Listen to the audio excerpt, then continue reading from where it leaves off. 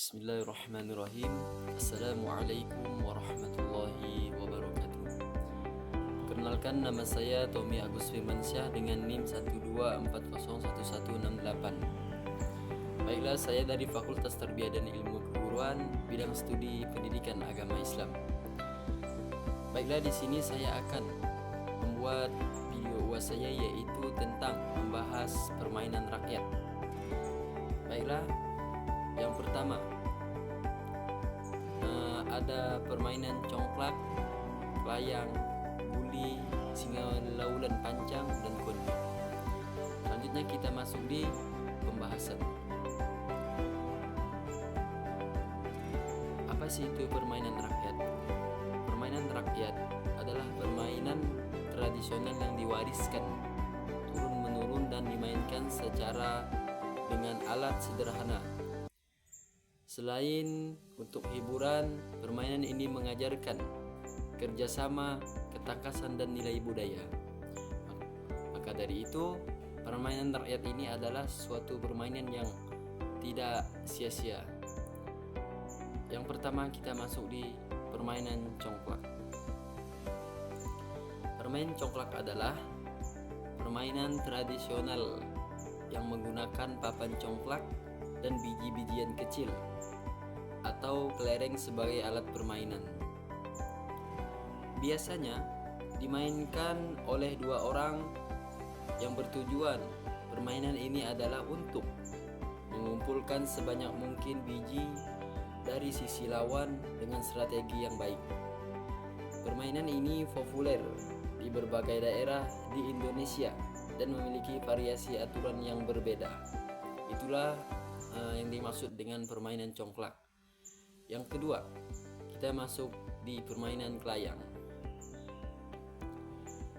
Permainan kelayang adalah aktivitas di mana seseorang menerbangkan layang-layang atau sejenis mainan terbang yang terbuat dari bahan ringan di udara.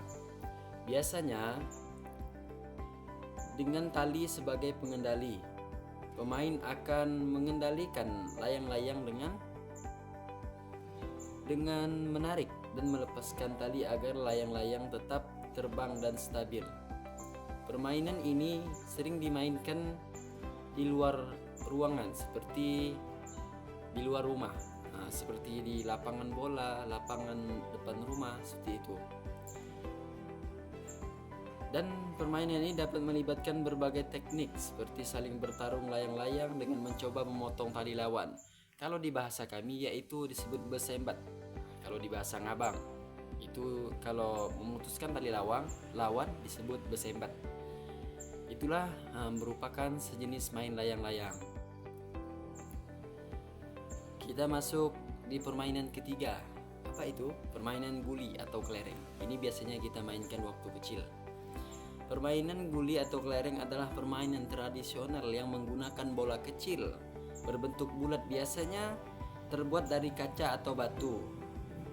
Kalau batu kemungkinan saya kurang tahu. Kalau kaca itu sudah seperti biasa ya.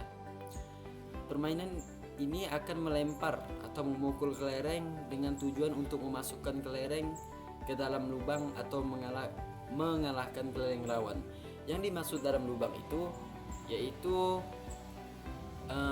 ketika bermain mereka membuat bulatan, terus di kalau bahasa kami yaitu di skip atau membentik bola di bulatan tadi.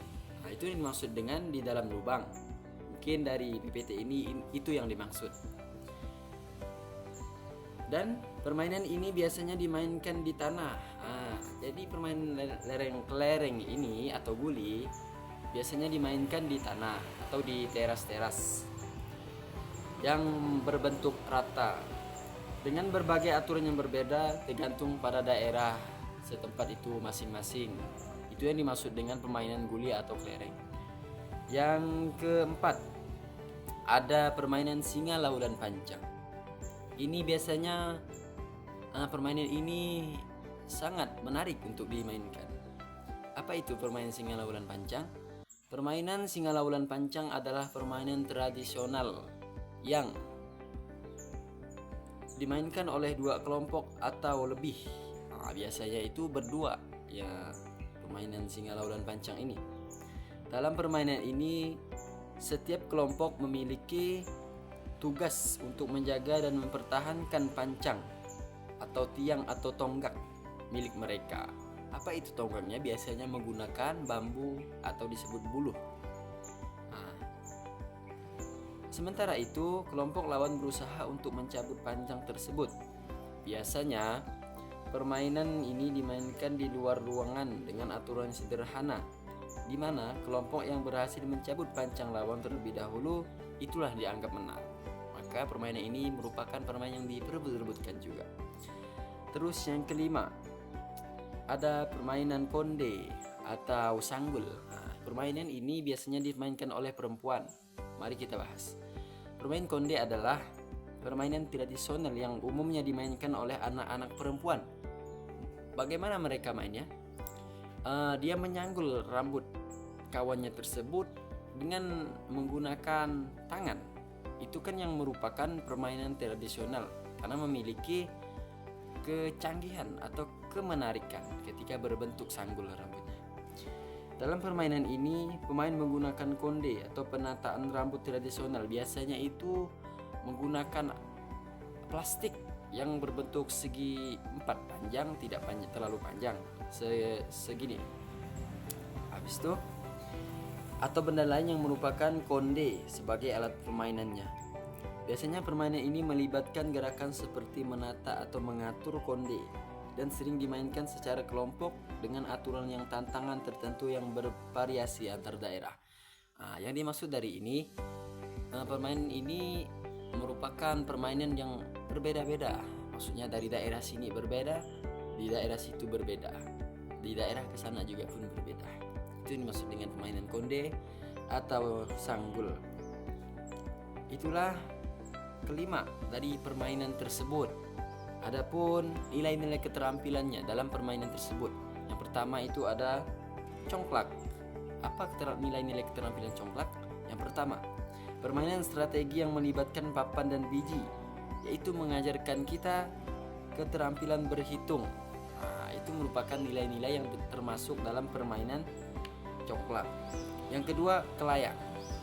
Nilai-nilai kelayang ini yaitu merupakan keseimbangan dan ketangkasan, cocok untuk anak-anak, yaitu bermain dengan fokus, menata tali dan lain-lain tersebut. Yang ketiga ada guli, permainan bola kecil yang melatih koordinasi dan interaksi sosial. Jadi memiliki berbagai koordinasi dan interaksi sosial terhadap kawan melalui permainan guli tersebut. Yang keempat ada singa laulan pancang. Ini merupakan permainan tim yang menguji strategi pertahanan dan penyerangan terhadap pancang. Jadi permainan singa laulan pancang ini membutuhkan strategi kefokusan dalam waktu memainkannya. Yang kelima, yang terakhir yaitu konde, yaitu tatanan rambut tradisional yang melambangkan keagungan dan budaya yang berbentuk beda-beda tersebut. Yang kelima ini, istilah ini mempercerminkan kekayaan budaya Indonesia melalui permainan dan seni rambut. Jadi permainan ini merupakan berbentuk seni. Jadi berbeda-beda dari sanggul yang dipakai di daerah-daerah tersebut. Mungkin